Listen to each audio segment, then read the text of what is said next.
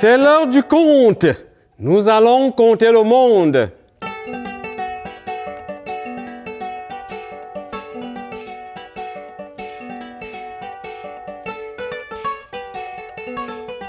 Que chacun se rassure donc que son voisin a bel et bien les yeux ouverts, les oreilles ouvertes et le cœur disposé à entendre le conte.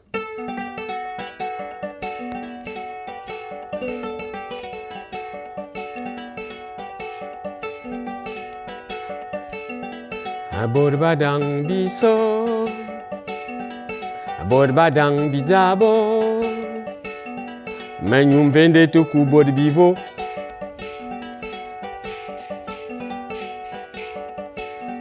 Baso no mabalu esuma mona dia bilunga, bilunga binkusa bilunga, isma longo mona tilena nya, ga dame de kedzela mono non vende taku abibe makuro yang.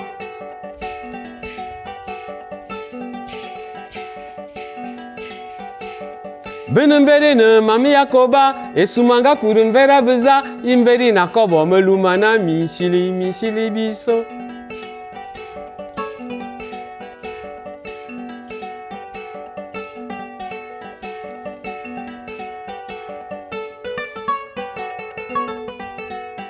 Mon grand-père était un artiste, un joueur de mvot. Le mot mvot ne désigne pas seulement cet instrument que je tiens, non. Le mvot désigne plusieurs choses qui feront l'objet de tout un conte. Mais, même si aujourd'hui je ne vous conte pas le mvot, sachez que mvot et conte sont liés, qu'ils sont soudés, unis, déterminés à présenter à l'humanité les choses voilées de ce monde. Ainsi parlait mon grand-père avant de commencer son conte.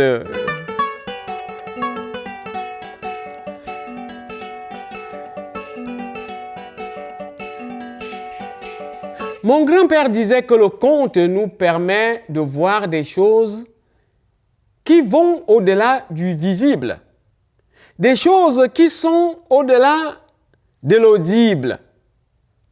Le conte nous permet de voir des choses qui sont dans un monde ailleurs, mais ce monde qui nous influence tout le temps. Mais savez-vous pourquoi on a l'habitude d'entendre dire dans les contes que il ne faut jamais, mais alors au grand jamais, se moquer des défauts de l'autre? Laissez-moi vous le dire. Alors, il était une fois le coq et le chien qui étaient de grands amis. De grands amis, c'était vraiment enviable, c'était admirable. Je suis convaincu que de nos jours, il est rare, je dirais même, c'est devenu impossible. Du moins si j'en crois à ce que mon voisinage me dit souvent, hein.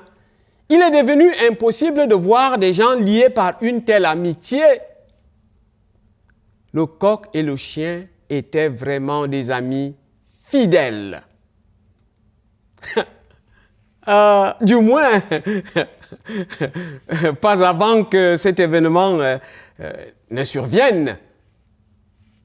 Prenez votre mal en patience, vous allez le savoir tantôt.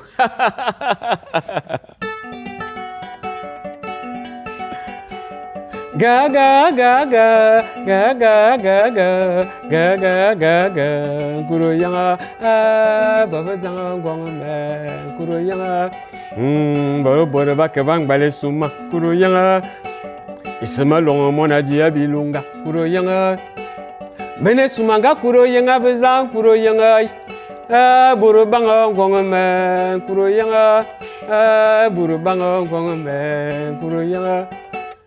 coq et le chien étant donc de bons amis, chacun d'eux avait un défaut. Le défaut du coq, c'était que lui, dès qu'il voyait une graine posée à même le sol, il fallait qu'il la picore. Et le défaut du chien était que toutes les fois qu'il voyait un os, il fallait qu'il le broie.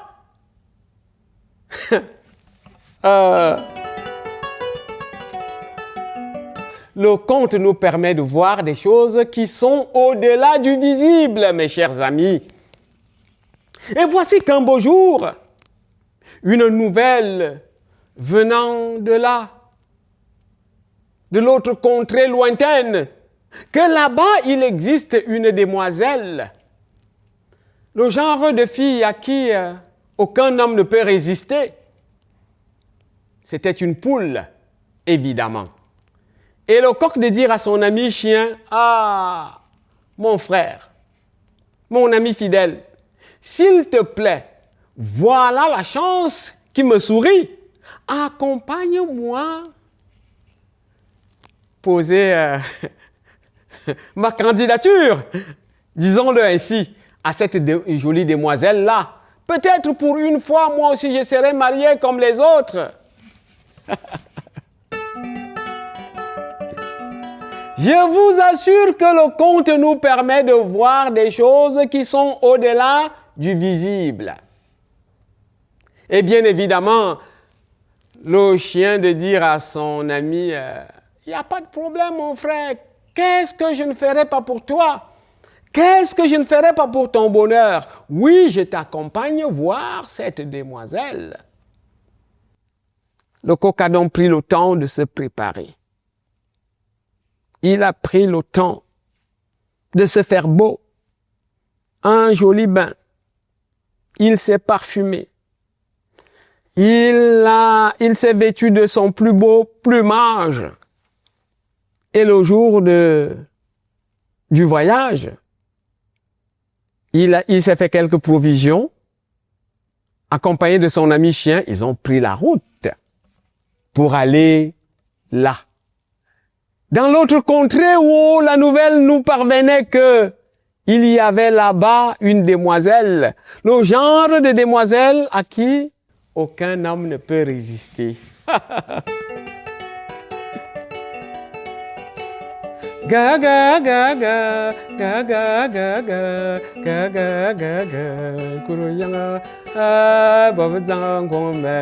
kuruyanga. Voilà les deux amis qui ont pris la route. Ils ont marché longtemps et puis finalement ils arrivent là où il y avait cette demoiselle et c'était une famille vraiment accueillante. Alors, ils ont été bien accueillis et le soir, on leur a présenté une chambre leur disant, ici chez nous, nous ne résolvons jamais les problèmes en soirée. Nous attendons toujours le jour. Nous parlerons de votre avenue ici chez nous demain, en plein midi, devant tout le monde. Le chien et son ami coq ont donc pris le temps de se reposer et le lendemain, pour que l'histoire soit courte, toute la famille de la volaille était présente. La magnifique demoiselle elle-même, elle était là. On a servi du repas. Et ce repas était un repas copieux. Il y avait toutes sortes de mets que vous pouvez imaginer. Toutes sortes de graines que vous pouvez imaginer. Alors, le chien était assis à côté de son ami coq. Ils ont commencé à manger. Manger et manger. Et qu'est-ce que le chien commença à faire? Il prenait une graine et il la lançait un tout petit peu plus loin. Toutes les fois qu'il se servait de graines, il lançait une graine un tout petit peu plus loin. Et vous savez que le défaut du coq, c'est quoi? C'est ne jamais voir une graine posée au sol sans la picorer, mes chers amis. Lorsque le chien a balancé une autre graine, Le coq ne s'est même pas rendu compte du moment où il s'est levé de là où il était assis pour aller picorer les graines qui étaient à même le sol. Et voilà que toute sa belle famille était partie en rire. On riait aux éclats, on se moquait de lui. On disait, quel gendre, quel beau-fils qui ne peut s'abstenir d'humilier son épouse, sa fiancée. Non, toi, on n'a pas besoin de toi. Et je vous dirais que le coq n'a même plus eu le courage de s'asseoir et il est rentré tout humilié. Le conte nous permet de voir des choses au-delà du visible. Mais comme je sais que vous voulez savoir la fin de cette histoire, alors j'avance un tout petit peu plus vite pour vous dire que quelques mois plus tard, une autre nouvelle venait de là, d'une contrée lointaine, où on faisait savoir que là-bas, il existe une autre demoiselle, du genre qu'aucun garçon ne peut résister. Et cette fois-là, c'était une chienne. Et le chien d'appeler son ami coq, de lui dire, s'il te plaît, pardonne-moi, je sais que je t'ai fait du tort. C'est à toi le tour de m'accompagner dans cette contrée-là où on dit qu'il y a une demoiselle. Vraiment, pour une fois, je serai marié. Les deux amis ont pris la route. Oui, bien évidemment, après que le chien ait pris le temps de se faire beau, bien lisser son poil, se parfumer. Et les voici déjà là-bas, dans la famille de cette demoiselle, de cette chienne-là qui attendait bien évidemment. Et on leur dit, ici chez nous, on ne parle jamais des questions de mariage le soir. Attendons la journée. Prenez la peine de vous reposer dans cette magnifique chambre qu'on avait prévue pour les invités de leur calibre. Le conte nous permet de voir des choses au-delà du visible, mes chers amis. Les deux amis, ayant passé la soirée, le lendemain à midi, on leur avait servi un repas copieux. Il y avait toutes sortes de mets que vous pouvez imaginer. Des gigots de viande avec des os vraiment qui sont alléchants. Et pendant qu'ils mangeaient, le coq, lui, ne choisissait que des morceaux qui avaient des os attrayants. Et de temps en temps, il balançait un os au centre de la cour. Il balançait un autre os au centre de la cour. Vous avez compris. Vous avez imaginé. Ah oui, effectivement, le chien ne s'est même pas rendu compte du moment où il s'est levé de là où il était assis pour aller se régaler des os qui étaient en plein centre de cet espace. Et voilà comment ces gens-là qui étaient supposés devenir sa belle famille sont partis à rire. Ils ont rigolé. Ils se sont moqués de lui. Ils lui ont dit, toi, jamais tu ne seras notre genre. Et c'est depuis cette histoire-là qu'on dit, chacun de nous a un petit défaut. Ne prenons pas du plaisir à nous moquer des défauts des autres. Ne prenons pas du plaisir à nous moquer des défauts des autres.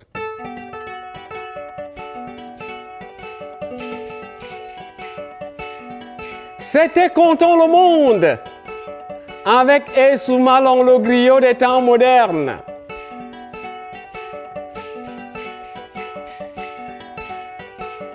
Ga ga ga ga ga ga ga ga ga ga ga ga kuruyanga baba dang gome kuruyanga baba borba kebang bele suma kuruyanga bome kuruyanga